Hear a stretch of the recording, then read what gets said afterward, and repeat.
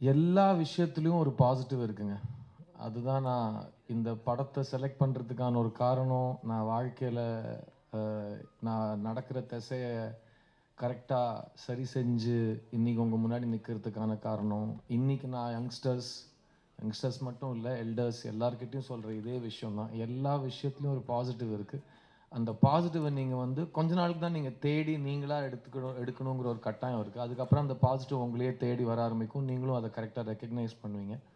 So இன்றைக்கி இந்த ஈவெண்ட்டோட positive ஜென்ரலாக இன்றைக்கி 2024 ஒரு விஷயத்தை ஃபாஸ்ட்டாக பரப்பணுன்னா இண்டஸ்ட்ரியில், மீடியாவில் எங்கள் எல்லாருக்குமே ஒரு ஒரு ஒரு ஃபோர்ஸ் பண்ணி ஏற்றுக்க வச்ச விஷயம் என்னென்னா, நெகட்டிவாக ஒரு விஷயம் இருந்ததுன்னா அது ரொம்ப ஃபாஸ்ட்டாக தீ மாதிரி பரவிடும்.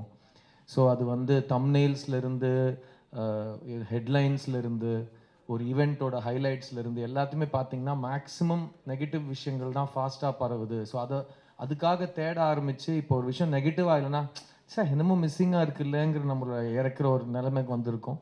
ஸோ நம்ம பாசிட்டிவை தேடி போவோம். ஸோ ஃபஸ்ட் அண்ட் ஃபார்மோஸ்ட் இங்கே எங்களுக்காக வந்த மீடியா நண்பர்கள் எல்லாரும் டைமுக்கு வந்தாங்க, நாங்களும் டைமுக்கு வந்தோம். ஃபங்க்ஷன் டைமுக்கு ஸ்டார்ட் ஆகி டைமுக்கு நடந்து டைமுக்கு முடிய போகுது. அது ஒரு பாசிட்டிவ் விஷயம். ஸோ எல்லாருக்கும் ரொம்ப ரொம்ப நன்றி. அப்புறமா இந்த ஃபங்க்ஷன் இவ்வளோ கிராண்டாக நடக்கிறதுக்கான நீங்கள் எல்லாருமே காரணமாக இருந்திருக்கீங்க. மிஸ்யூங்கிற படம் வந்து ஒரு ரொம்ப அழகான, ரொம்ப பாசிட்டிவான ஒரு படம்.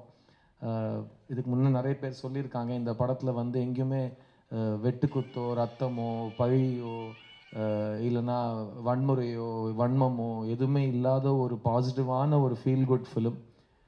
நாங்கள்லாம் சின்ன வயசில் விஜய் அவர்களோட படங்களை தேட்டரில் பார்த்து ரசிகர்களாக 90s வாழ்ந்த காலம். எல்லா படத்துலேயும் சாங்ஸ் நல்லாயிருக்கும், எல்லா படமும் கலர்ஃபுல்லாக இருக்கும், எல்லா படமும் நல்ல ஒரு பாசிட்டிவான ஒரு சோஷியல் கருத்தையோ, ஒரு ஃபேமிலி கருத்தையோ, நட்பு, காதல் எல்லாத்தையும் எல்லாம் நல்ல குணங்களை பற்றி ஏற்றி காட்டுற கமர்ஷியல் பாணியில் எடுக்கப்பட்ட படங்கள் நாங்கள்லாம் பார்த்து வந்திருக்கோம். ஸோ இப்போ இந்த 90s கிட்ஸ் 2K கிட்ஸ் தான் சொல்கிறாங்க. எனக்கு பெருசாக அதில் வித்தியாசம் தெரியாது. எனக்கு iPhone 16க்கும் iPhone 14க்குமே வித்தியாசம் தெரியாது. ஸோ 2K கிட்ஸ்க்கும் 90 கிட்ஸ்க்கும் எனக்கு சத்தியமாக வித்தியாசம் தெரியாது. ஸோ பட் இது வந்து 90s கிட்ஸ் இந்த படத்தில் கேரக்டர்ஸாக இருப்பாங்க, அது மட்டும் நான் புரிஞ்சிட்ருக்கேன். ஸோ வாசுதேவனுங்கிற கேரக்டர் ஒரு 90s கிட், அது மட்டும் நான் வந்து சஸ்திகா கிட்டேயும் எல்லாம் இந்த social media giants Ashika Ranganath இவங்கலாம் எனக்கு நிறைய டியூஷன் எடுத்திருக்காங்க. ஸோ இந்த படம் வந்து 90s கிட்ஸோட கேரக்டர்ஸ் மெயினாக இருப்பாங்க இதில். அண்ட் இந்த படம் வந்து ராஜசேகர் சார் ஃபஸ்ட்டு என்கிட்ட கதை சொல்கிறப்போ நான் கேட்டேன், என்ன கதை சொல்ல போகிறீங்க? லவ் ஸ்டோரி சொல்ல போகிறேங்க. ஏங்க எனக்கு லவ் ஸ்டோரி வேண்டாங்க, நான் 10 வருஷமாக அந்த பக்கமே தலை வச்சு படுக்கல.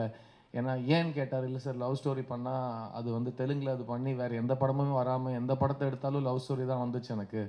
ஸோ இந்த பையனால் இது மட்டும்தான் பண்ண முடியும்னு என்ன ஒரு நெருக்கடி பண்ணிட்டாங்க. அதிலிருந்து நான் லெட்டர் எழுதாமல் ஓடினவன் தான். இது வரைக்கும் திரும்ப காதல் பக்கமே வரல. காதல் சொதப்போது எப்படி தான் என்னோடய out and out romantic comedy படம். அது நான் ஃபஸ்ட்டு தயாரித்த படங்கிறதுனால அதோட அதுக்கப்புறம் பண்ணலை. ஸோ நான் கதை சொல்லுங்கள் சார், மோஸ்ட்டாக நான் நோ தான் சொல்லுவேன் அப்படின்னு சொல்லிட்டு கதை கேட்டேன். அவர் கதை ஆரம்பிக்கிறப்போ, உங்களுக்கு உலகத்திலே பிடிக்காத ஒரு பொண்ணுக்கிட்ட நீங்கள் லவ் சொல்ல போகிறீங்க அப்படின்னாரு. உலகத்திலே பிடிக்காத பொண்ணுக்கு ஏன் லவ் சொல்ல போகிறேன்னு கேட்டேன். அங்கேருந்து தான் நரேஷன் ஸ்டார்ட் ஆச்சு. ஸோ கதை கேட்டதுக்கப்புறம் நான் அவர்கிட்ட சொன்னேன், ராஜசேகர் சார் இந்த படம் ரொம்ப நல்லா இருக்குது, ஆனால் எனக்கு ஒரு சத்தியம் பண்ணி கொடுங்க, நீங்களும் நானும் பார்க்காத ஒரு படமாக நம்ம எடுப்போம். பிகாஸ் ஏற்கனவே அரைச்ச மாவை திரும்ப அரைக்கிறதுக்கு நானும் தேவையில்லை, நீங்களும் தேவையில்லை. அதுக்கு இயற்கையாக வேறு ஆளுங்களை தேடிக்கும். நம்ம ஏதாவது புதுசாக பண்ணுவோம். ஸோ இதை வந்து நீங்கள் நானும் பார்க்காத ஒரு படமாக எடுப்போம். அப்போ தான் வந்து இந்த காலத்து பசங்க கிரிஞ்சுலாம் சொல்லாமல் இருப்பாங்க. பிகாஸ் அவங்களுக்கு கொஞ்சம் பழைய வாடை வந்தோடனே கிரிஞ்சுன்றாங்க. எல்லாத்துக்கும் கிரிஞ்சுன்றாங்க. பட் இது ஒரு பிரத்யேகமாக இந்த ஒரு விஷயத்துக்கு சொல்கிறாங்கன்னு நான் கொஞ்சம் ரிசர்ச் ஆராய்ச்சிலாம் பண்ணி கண்டுபிடிச்சேன். ஸோ நீங்களும் நானும் பார்க்காத ஒரு படமாக பண்ணுவோம் ராஜசேகர் அப்படின்னு சொல்கிறப்போ இந்த ஜேர்னி ஸ்டார்ட் ஆச்சு. அங்கே தான் வந்து சாம் மேத்யூ எங்கள் வாழ்க்கை கூட வந்தார். சாம் மேத்யூவை நான் மீட் பண்ணுறதுக்கு முக்கியமான காரணம், அவருக்கு ஒரு கேர் ஆஃப் அட்ரஸ் என்னன்னு கேட்டேன். அவங்க மௌனிகாவோட ஹஸ்பண்ட் நாங்கள். அப்படியா, அவங்க ரொம்ப நல்லவங்க, கண்டிப்பாக ஒரு நல்லவராக இருப்பார் அப்படின்னு எனக்கு ஒரு தைரியம் வந்துச்சு. ஸோ அப்படி தான் அவரை மீட் பண்ணுறது நடந்துச்சு. அண்டு பார்க்குறதுக்கு என்னமோ ஒரு பிராண்ட் லான்ச்சுக்கு வந்த சிஇஓ மாதிரி வந்து பேசிட்டு போயிட்டார் அவர். இது ரொம்ப தேவை சார் சினிமாவுக்கு.